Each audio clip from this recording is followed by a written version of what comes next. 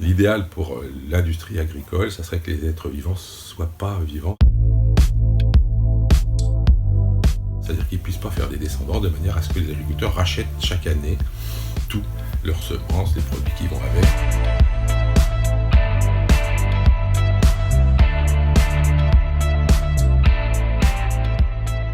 Dans l'organisme génétiquement modifié, c'est un organisme vivant dans lequel on a souvent introduit un gène d'une autre espèce par la voie de ce qu'on appelle la transgénèse.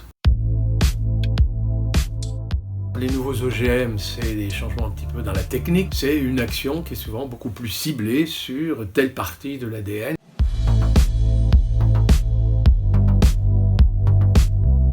Là où les OGM vont commencer à poser un problème, c'est quand on les cultive dans des champs. C'est-à-dire qu'au moment où les gènes peuvent s'échapper des champs et vont s'échapper des champs. Le brevet sur les gènes permet à l'entreprise qui a ce brevet de s'approprier la plante, ses descendants par voie femelle, ses descendants par voie mâle, y compris donc les graines des voisins. En gros, les entreprises qui brevettent des gènes et qui mettent ça dans des génomes de plantes cultivées sont en train de s'approprier toutes les ressources génétiques de la planète.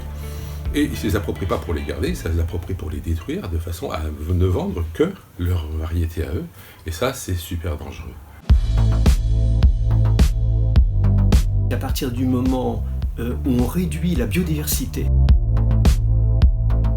qui est la principale source de protection contre les pathologies, contre les ravageurs, à partir de ce moment-là, on fragilise notre production agricole et le risque est considérable.